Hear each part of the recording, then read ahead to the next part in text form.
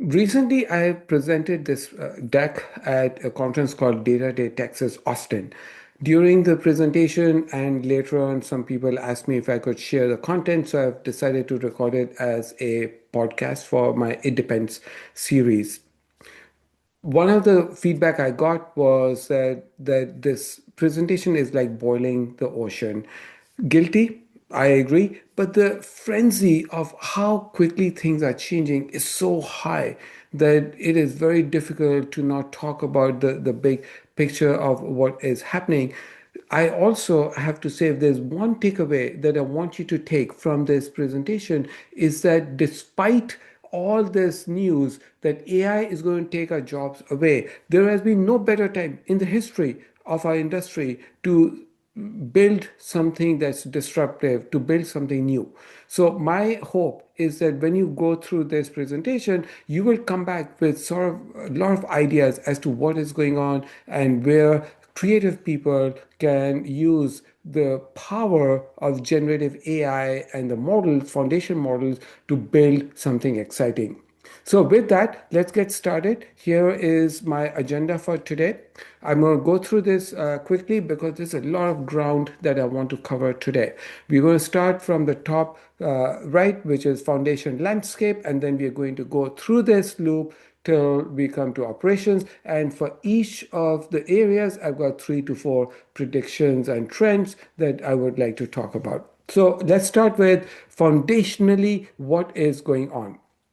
So the first thing that I want to say is that the idea is our data foundations need to become like utilities. Just the way I can plug a toaster into an electric outlet and I can expect electricity, I don't care where that electricity was generated, whether it was in a thermal power plant or a more sustainable wind farm. It doesn't matter. So same thing that we are going to see with data foundation, where we need a few things. It needs to be reliable, just like electricity. If I'm getting 120 volts or 240 volts, depending upon which part of the world you're in, I know that voltage is not going to fry my laptop.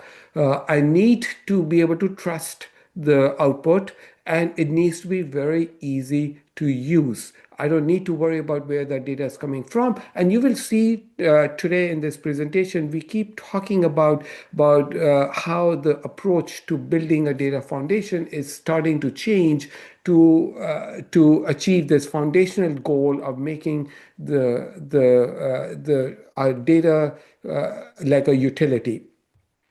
How best to do it is to build it for AI, because the volume of data that is needed to train models, or the number of consumers through natural language processing is through the roof. We see ChatGPT is now closing in on 900 million weekly active users. Fastest growing product of all times is because it's so easy to use it. So AI has become like our architecture stress test. Because there's so many users of ChatGPT, is it's so easy to use it. You just need to talk to it in your natural language and you get your responses. Same thing we are starting to see is happening with the data foundation. We are seeing that not only are we trying to bring data together logically, not necessarily build a mega enterprise data warehouse. We've tried, we failed, it does not work. But logically, how do we make the data come together so any use case, any persona, any role can then operate on the same copy of data? Now, when we do that, strange things start happening. The human challenge overtakes the technical challenge. There's a scarcity of AI knowledgeable people, and also we saw in 2025 a lot of M&As take place. A lot of acquisitions are happening because smaller vendors are finding it harder and harder to be specialized, single purpose technology providers, and so the focus is shifting to mega vendors. In the mega vendors, I include obviously all the hyperscalers. In the US, that would be AWS, Google Cloud, Microsoft Azure, but also mega vendors like Snowflake, Databricks, Salesforce, ServiceNow, and a few other ones that are also coming up. IBM has turned itself around very impressively. Cloudera is still around, has a solution as good as others do. Click is another one. So there are a number of these mega vendors. There are also companies like Palantir, for example, which has been around for decades, but now they are finally starting to shine because customers do not want a lot of moving parts. They want fewer vendors, and they're happy with 80% of the functionality coming out of one box, even though it's not necessarily the utmost capabilities that you get from a specialized vendor. So that is why we will see a lot more mergers and acquisitions happening in 2026. For example, Snowflake bought Observe. Why did Snowflake have to buy something that's an infrastructure observability company when it itself is a data and a AI cloud vendor? Is because if I'm a developer, I want to be able to see the logs, the traces. I don't want to open a ticket and go to an SRE and wait for the SRE to give me information. If I can get all the information about the code that I'm developing from logs in the single pane of glass, then I have certainly made my developer so much more productive. So this is the reason why foundationally we see that a lot of different categories in our space are going to collapse, and mega vendors will benefit from that. So now here comes an interesting graphic that I want to share with you. But before that, one more thing I want to talk about. In this convergence, the most important thing that becomes is user experience, so that how easy it is to use one platform from another platform is what will distinguish the winners from the losers. So with that, let's go to the next slide. So this is an interesting slide. You won't see too many of these graphics, but what I did was I came up with all my trends in different categories in a document, and then I fed it to Google Notebook LM and I asked it to make me a slide deck. So it came up with very good graphics. It blew me away how good Notebook LM is in creating PowerPoint decks, not just the podcast, but even the deck. The only thing is that I wanted to tell a story, so I wanted it to go bullet by bullet with animation. And so I reverted back to the good old deck that you see. But here is an example of Data Foundation as a utility. So with that, let's go to the first category after foundation, and that is operational data stores. This is where data originates, the most important part of an organization's data infrastructure because it's a bread and butter. This is the ERP system, the transactional system, banking systems that cannot absolutely go down. Your analytical system can go down. Your operation system goes down, the business stops taking orders and working. When NoSQL had just come out in early 2000s, Martin Fowler from ThoughtWorks, he came up with this idea of saying that this is the era of polyglot persistence. If you want to build a social graph, use a graph database. If you want to do a product catalog with tons of products with different attributes, use a document database. If you want to do log analytics, use a time series or a white column database. If you want to do transactional work, then relational databases are still the best. But this is a very technology first approach where you pick your database type and the purpose, and then you have many of these databases.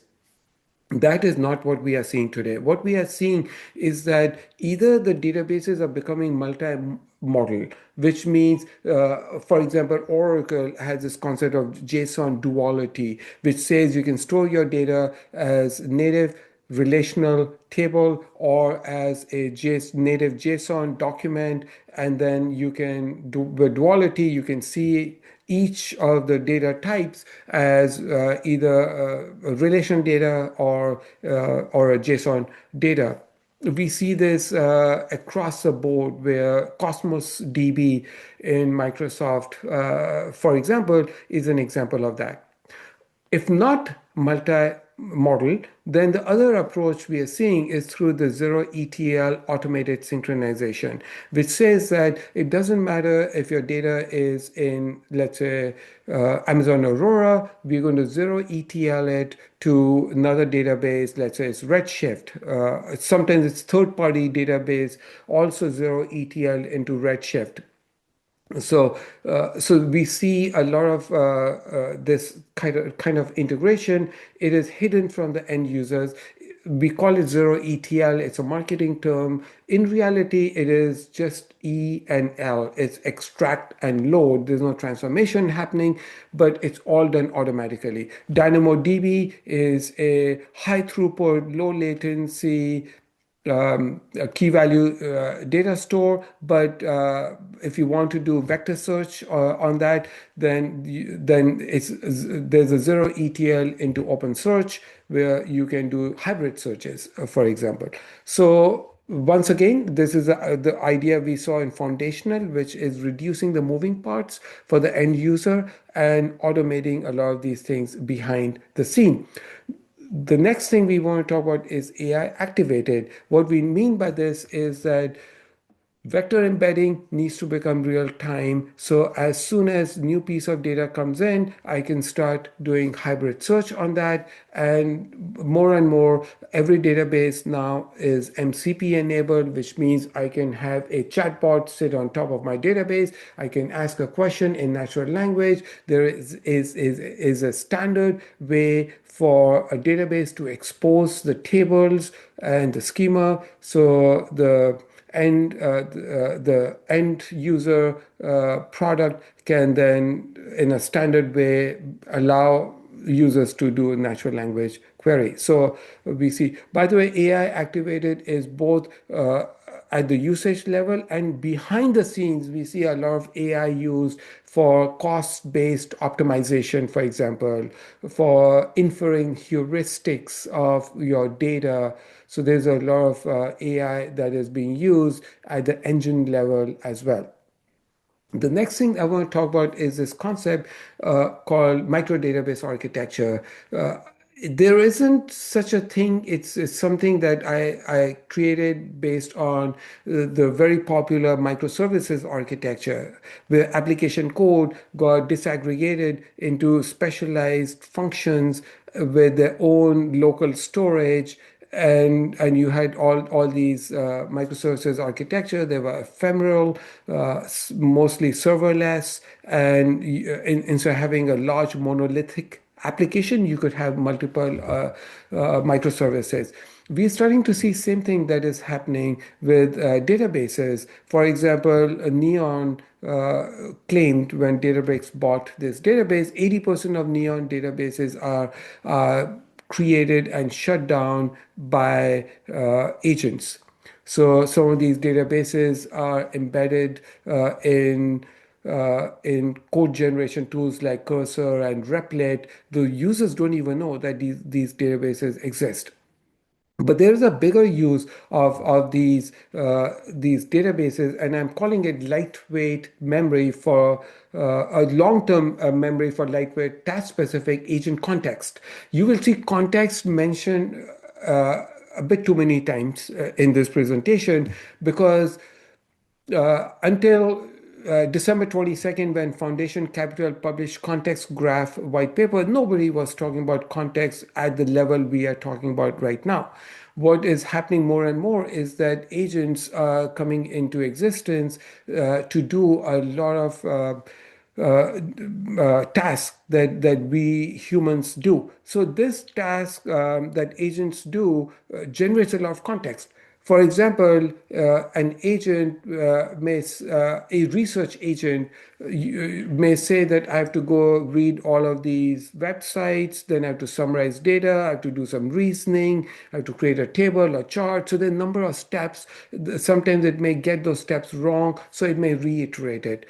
All this data that agents are generating in their own operation is the context, and that context needs to be stored somewhere. So the state, the parameter, the configuration, a lot of the work that agents need is now being stored in these ephemeral databases. A lot of context, by the way, today is actually stored in a markdown file because Python developers were used to readme.md and those kind of things. So we are starting to see markdown files, JSON files, long-term memory is also being stored in Parquet. So that is a new use case. We've been used to OLTP, OLAP, and now we see these new use cases. Now, moving on to analytical data stores, the most common thing is obviously open table formats. Hoodie came out first out of Uber, highly performant, used at scale by Uber, but requires a little bit of engineering. Netflix then created Iceberg with Apple, and Databricks created Delta Lake. Those have become really popular. But I see more and more center of gravity is shifting to Apache Iceberg. It's vendor neutral, obviously it's open source, but then I ask this provocative question: is it really open source? And the reason I ask this is because if you use Iceberg or any other table format in the open source, truly open source format, you will see they're complex. Every time new piece of data gets streamed into a lakehouse, for example, it's a new Parquet file, it has a manifest, and the Iceberg metadata catalog suddenly starts getting bloated. You could have a million of these small table problem. This is the same problem we had in Hadoop days, and now we have it here. So there's a lot of compaction that needs to take place. There's a lot of Z ordering that needs to take place. All of that comes from, let's say, Unity catalog or from your compute engine and or from Amazon S3 tables. So there's a price that you have to still pay, and it's just that the at the file level with Parquet, at the table level with Iceberg, you get the interoperability, but then you get locked into the metadata catalog or into the compute engine that is doing all the overhead associated with Iceberg. There are, by the way, there is at least one Apache project that I know of that's going to make all this overhead management open source, but so far I have not seen much adoption. So one of the biggest things that we got out of this table format thing was unbundle multi-engine compute. Before that, what used to happen was that all the cloud disaggregated compute and storage, but they came from the same vendor. Now, let's take an example. Let's say within my organization, I use Snowflake. But I have a lot of suppliers and partners who need access to their data, and for some reason, I extract that data into a CSV file and I send it to them. So to extract that table into CSV file, I need to stand up a instance. I pick a t-shirt size. Typically, I'll pick the biggest t-shirt size because I don't know, somebody may need a lot more data. You have too many instances. So I know some of my clients are now using DuckDB, for example, which is free. So they're using DuckDB to read the table, do the processing, create the CSV file, and then shoot it off to their supplier. I see a lot of Trino, Starburst, Presto, Dremio, Spark, and all the compute engines that are Iceberg REST compatible are now being used. So what we see is that workload specific engines are optimizing for cost and performance. So I don't need to have just a single compute engine. And the beauty of all this is that we're trying to do it on the same copy of data instead of creating data marts like in the past for financial planning team and a data mart for supply chain or marketing. So it's same copy of data, different compute engines based on your workload. My One of my favorite trends is context, and you heard me talk about context earlier. Here it comes again. System of context supersedes system of record. We need to understand, first of all, what exactly is context. Like I said, context graphs have become one of the hottest topics. So the underlying technology is metadata. Metadata comes in different flavors: technical, operational, business, social, and so on. Uh, Technical metadata gets stored in catalogs like Glue or Apache Polaris, and technical metadata is basically the data dictionary or information about my data. For example, table names, column names, data types, a heuristic or histogram of how the data is distributed. Operational metadata is who has access, what are the roles, role-based access control, and things like that. Business metadata is where things get interesting, because in business metadata is where we start translating mapping the technical metadata to a business glossary, a business term that the business team understands. That's what we call semantics. And it's not just a business glossary, it could even be the KPI, it could be the rule, it could be the formula. For example, customer churn. We don't want different teams to have different ideas of how to calculate customer churn. We want one standard customer churn formula. You put it there. Snowflake introduced metrics layer. Databricks has in Lakehouse Federation. So you start seeing actually Unity catalog metrics is what they have. So metrics is another semantic layer. So that's semantics. Now, what happens in the database is that my database tells me who bought what, when did they buy it, how much did they pay for it, what did the order contain, when was it shipped, and so on. What it does not tell me is why did they buy that product. That buying the product could be in a phone call they made to the customer service rep. So it's sitting in wherever call recordings are. It could be in a web log because they browse through your product catalog. It's sitting in a log somewhere that is used by Grafana or somebody doing Google Analytics on it, for example. It's not part of my transactional data. That is context. So the context is a superset of semantics where you're bringing data from third parties and you are associating it with your transactional or your product information, and now you're feeding all of that to an agent or to an LLM. More context means my outcomes will be more reliable, more relevant, and that is why context have become so important. So, by the way, semantics also include, I'm going back to semantics, ontology, and we'll talk a little bit more about that later. I think also knowledge graphs is how you instantiate your semantics. Context graph, we don't know exactly how it's supposed to look because the scope is very wide, but it is bringing data from all these third parties, and the reason why we are starting to see a lot of this is because the consumers of data are rapidly shifting from human consumers to agents, and hence the context that humans had in their mind is now needs to be transferred to these agents that are reasoning, planning, thinking on our behalf.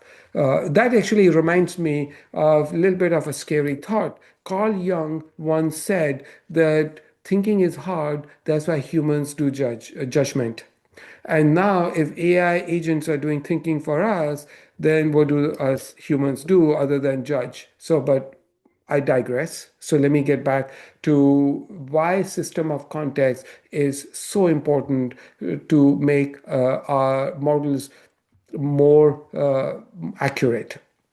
And then, of course, I talk about stateful agents. See, this is the other interesting thing is that we've been talking about serverless a lot over the last few years of cloud native computing. But now come agents. These agents can run for several minutes, hours, days, weeks, and you need to maintain state of all this context that is being generated. So, hence this earlier discussion about databases.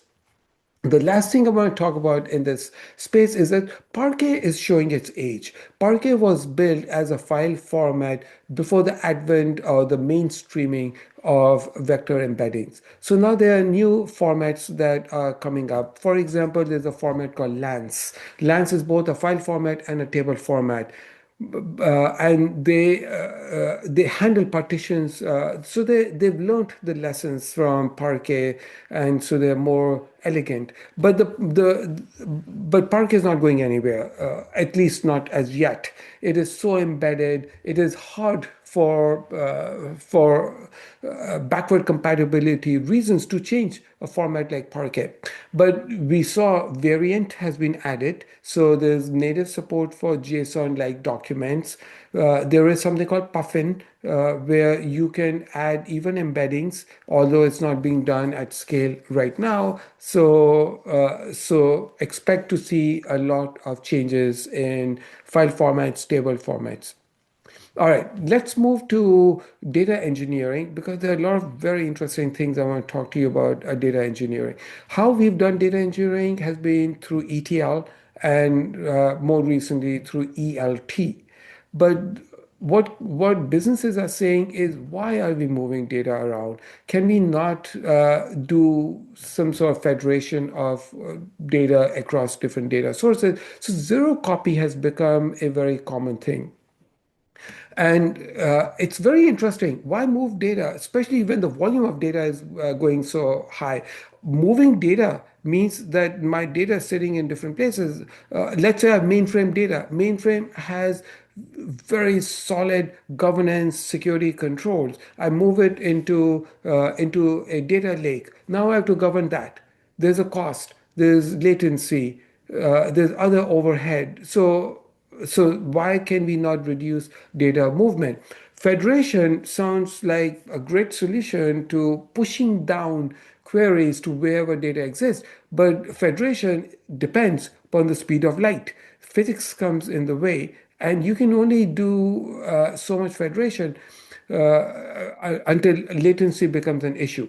But you see that there are new techniques like caching of data, small tables and files in memory. Apache arrows become a memory representation of columnar data, for example. So there's a lot of development that's going on in data federation, and then of course with open standards again like delta sharing, there is a common way to share that data to your suppliers and partners.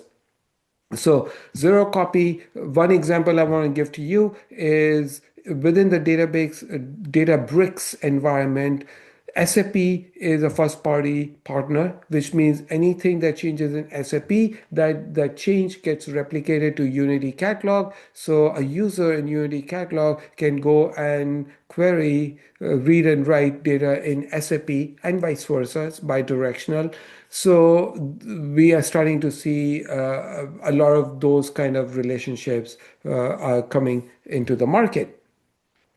But there's something more interesting I want to talk to you is that will get augmented by a new idea that I want to share. It's called ECL.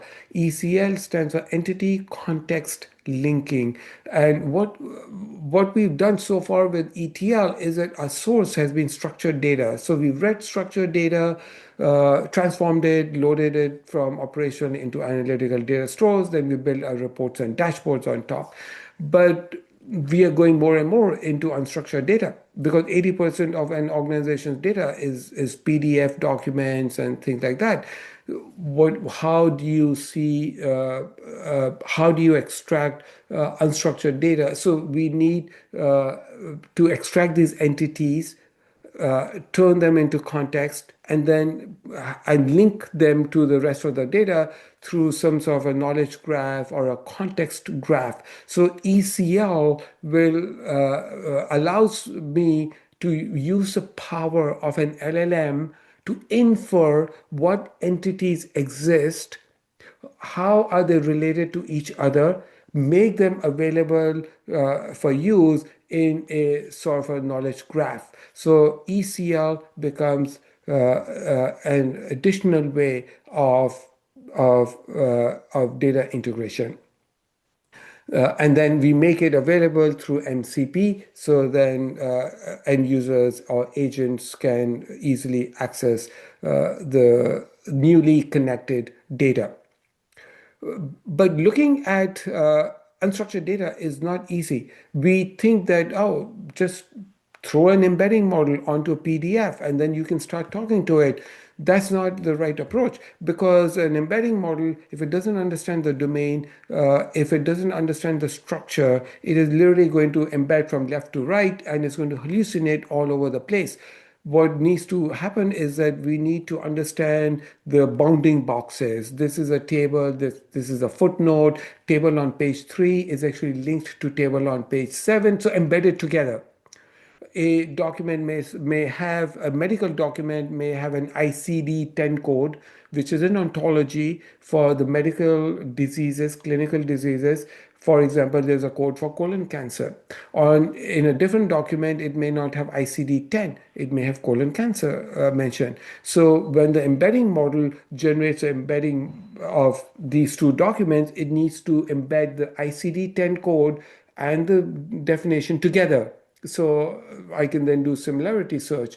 So this is where we are starting to use a lot of multimodal uh, models to understand unstructured data. OCR is becoming much more sophisticated than the age-old OCR, which did not work very well. Optical character recognition, in case you're wondering. Mistral, I read recently, has a very good model to do it. Now comes a very interesting topic. We'll talk more about MCP when we get to Gen AI, but let's talk about analytics and dashboards. BI dashboards are fashionably declared to be dead. Why do I need a dashboard when I can talk to in a chatbot, ask questions, and tell it to build me a pie chart? Why do I need to go to tableaus of the world? It's so much easier. But the thing is that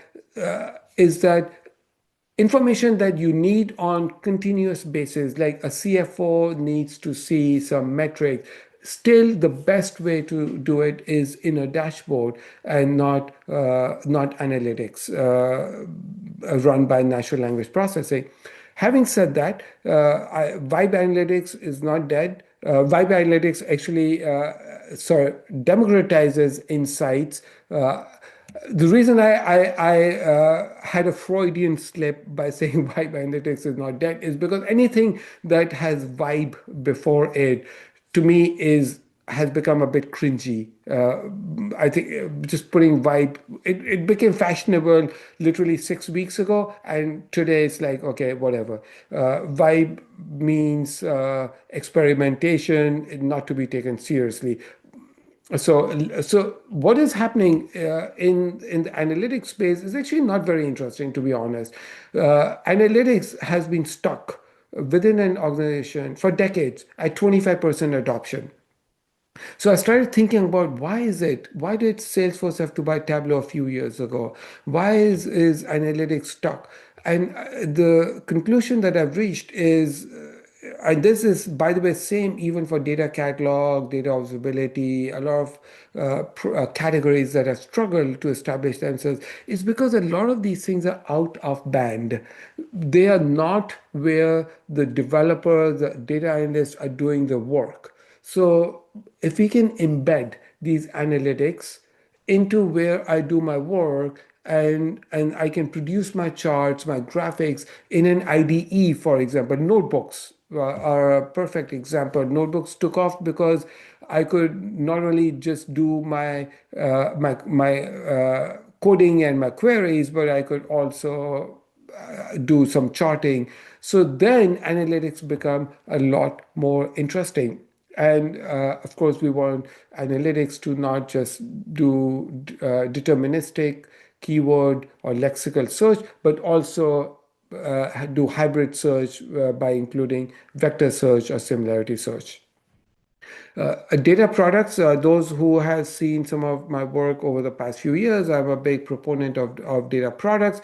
You don't see data products talked about quite a bit because, in my opinion, when people don't talk about a technology, it's because they just take it, it's become standard.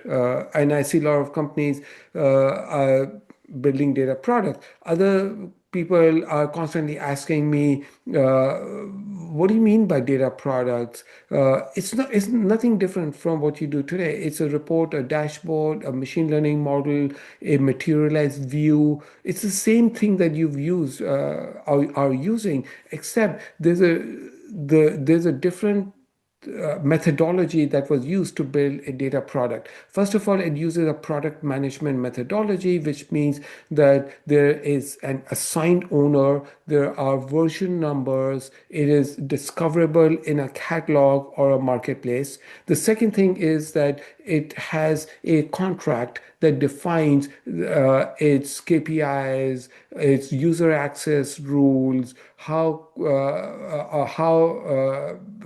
is the frequency of refreshes, i.e., what is the level of data quality, and things like that. And that's in a data contract. And for that, there are a number of standards. One that I see that is being used quite a bit is the ODCS standard. So that takes me to where I live most of my days these days is in generative AI. It'll be an understatement to say that this space is crazy with new innovations, but this presentation, this podcast is about the data foundation. So I didn't want to talk about what's happening with GPUs, with models, and with new approaches. I want to stick to data foundation. So as a result, the first thing I want to talk about is context.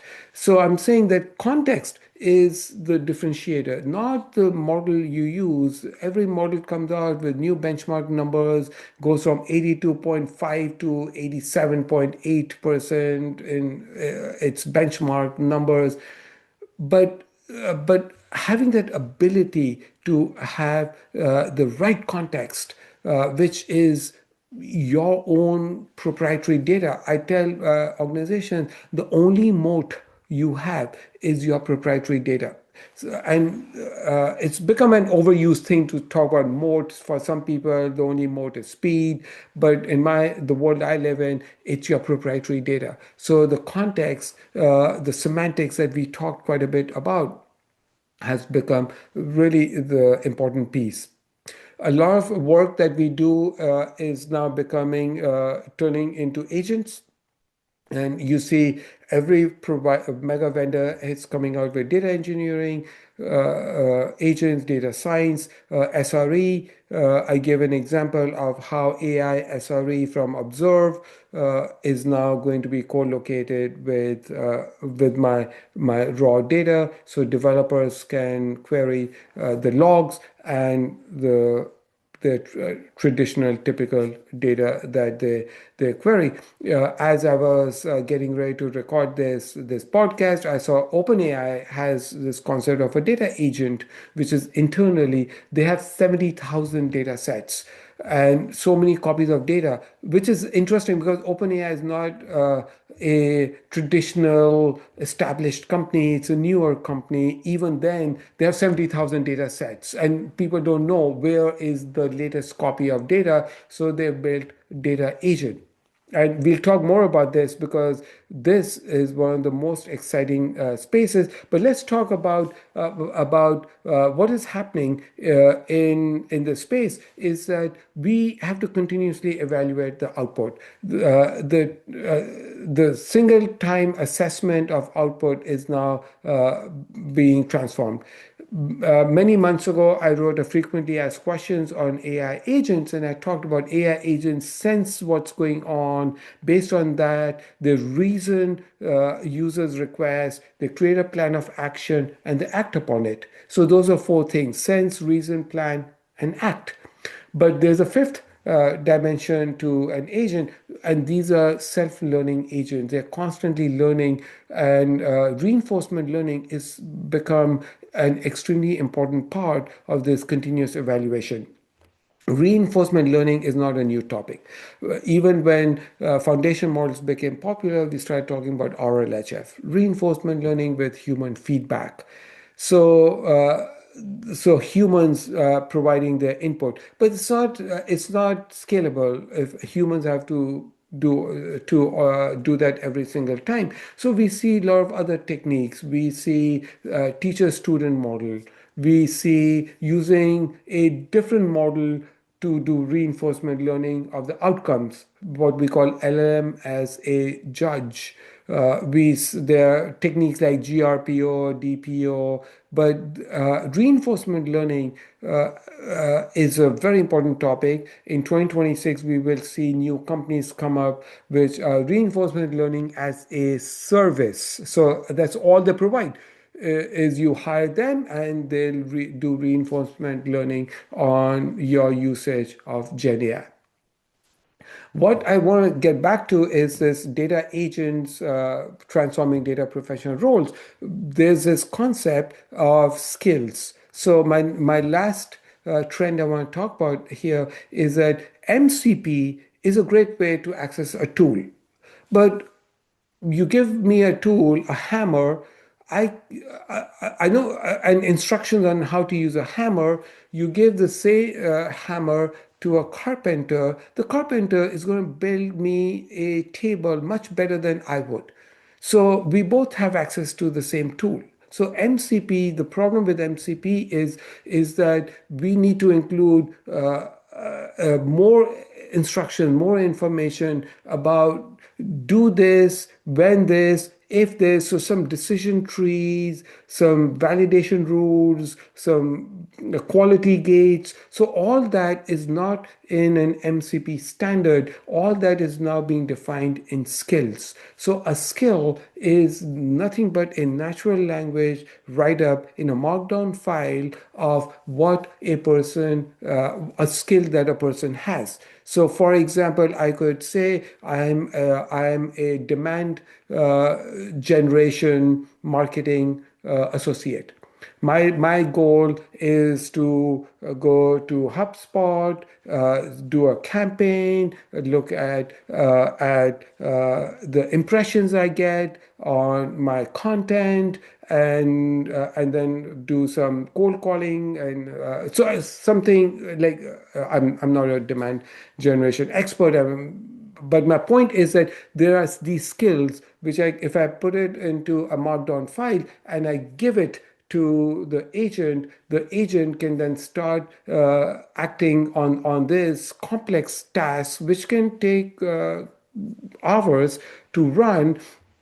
And for some of these, it may even use MCP as a protocol to go access, let's say, HubSpot. But skills is where you see a lot of focus.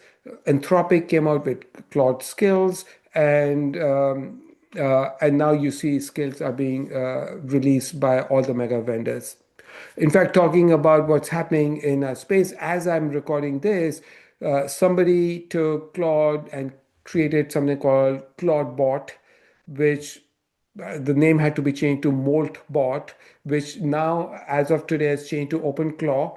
And now we see something called Molt Book, where agents are talking to each other like a Reddit, And so the whole agentic space is going crazy. Skills are becoming really the way we are going to see complex tasks getting performed. So that's my talk about Gen AI. Very quickly, two more sections left. Let's talk about governance. I constantly tell people not to talk about AI governance as a standalone thing. It is actually an extension of data governance, and just bring it all together, because data is the underlying fuel to what you do in Gen AI. But there are differences. So the difference is that governance shifts from being input focused to becoming output focused. I got a lot of pushback on this because people who were listening to me, they basically said that, oh my God, for so long we've been saying shift left of governance. So if you govern everything correctly on the input side, then you don't have to worry about the output. In data, absolutely must be done. In AI, yes, we should do it. But the problem with this approach is that even if the input is the same, governed, trusted, the probabilistic model may give you different answers. So you have to govern, you have to do evaluation, reinforcement learning, and all the things we talked about. Another example is that your input may be 100% correct. For example, you decide to do some predictions of who should be the candidate to get promoted. You take 50 years of HR data, and it's all correct. It's been governed properly. It's highly regulated. You put it to a model, and the model starts accentuating the biases that humans put into that data over 50 years. And now you have a model that is spewing output that is politically incorrect, or it's just not the right output. So you have to govern output. So that is an interesting thing.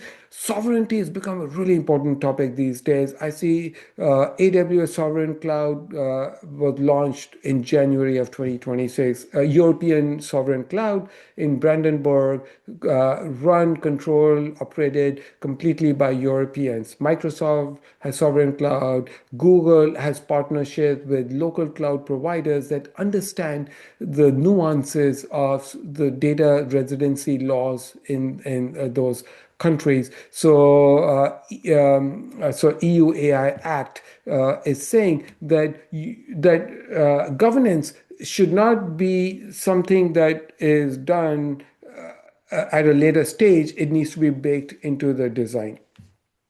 I don't have to say this, but of course, new and new security threats are constantly going to come up. I've given some examples here, and we need to guard against these. Moving on to data ops or AI ops, ML ops, model ops. There's just so many ops that are happening. So one thing that I want to say here is that all the way up to serverless cloud native architecture, we have charged people for consumption.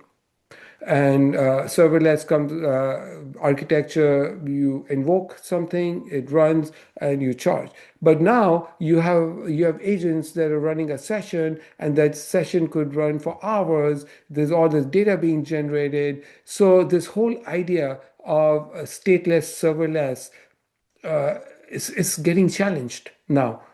And in fact, I think Manus, for instance, which is this AI agent company based out of Singapore that Meta is buying, charges by minutes.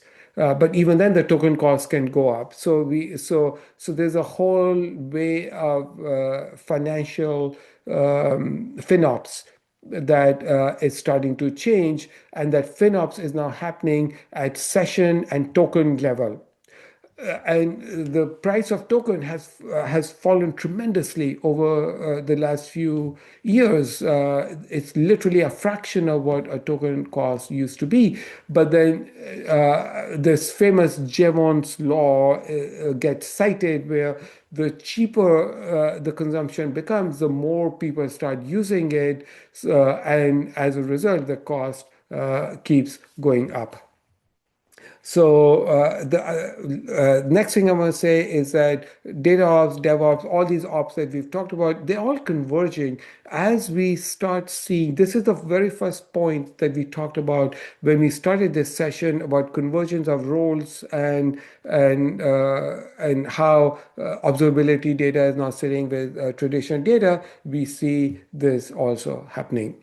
So with that, I want to end here. So we talked a lot about context, we talked about convergence and governance. So with that, I will end here. Thank you very much. You've been an amazing audience as always, staying all the way till the very end, and more to come in this space. Thank you. Bye bye.